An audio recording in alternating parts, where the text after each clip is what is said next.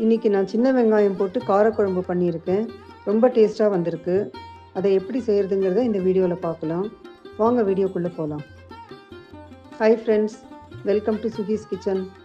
இந்த குழம்பு செய்கிறதுக்கு எலுமிச்சம்பழம் சைஸ் புளி எடுத்துக்கணும். அது தண்ணியில் ஊற வச்சுக்கணும். ஒரு 20 நிமிஷம் ஊறணும். வெந்நீர் சேர்த்தா 10 நிமிஷம் ஊறினாலே போதும். புளியை 1.5 டம்ளர் தண்ணி சேர்த்து நல்லா கரைச்சி வச்சுருக்கேன், வடிகட்டி வச்சுருக்கேன். 20 சின்ன வெங்காயம் நல்லா தோல் எடுத்துட்டு க்ளீன் பண்ணி எடுத்து வச்சுருக்கேன்.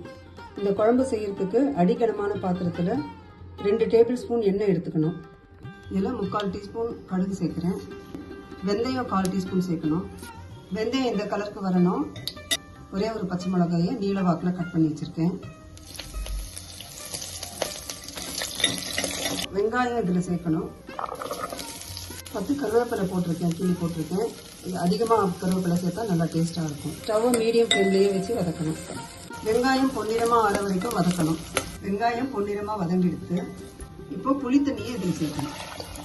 3 டீஸ்பூன் கோபுரமாக சாம்பார் பவுடர் எடுத்துட்டுருக்கேன். அதில் இப்போ கொஞ்சம் தண்ணி சேர்த்து கரைக்கணும்.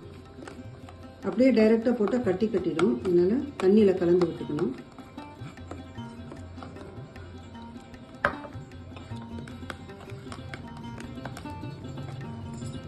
இப்போ இதில் சாம்பார் பொடியை சேர்த்துடலாம். 1 டீஸ்பூன் உப்பு சேர்க்குறேன்.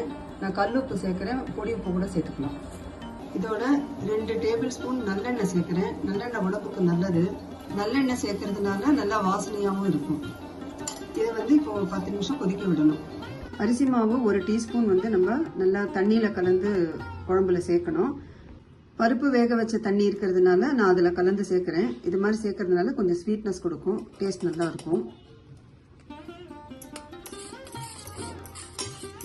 குழம்பு நல்லா 10 நிமிஷம் கொதிச்சுட்டு இப்போது கரைச்சி வச்சிருக்கிற அரிசி மாவை இதோட கலந்துடணும். அரிசி மாவை சேர்த்த உடனே 2 நிமிஷம் கொதிக்க விட்டால் போதும். இப்போது கொத்தமல்லி தழையை தூவி ஸ்டவ் ஆஃப் பண்ணிடணும்.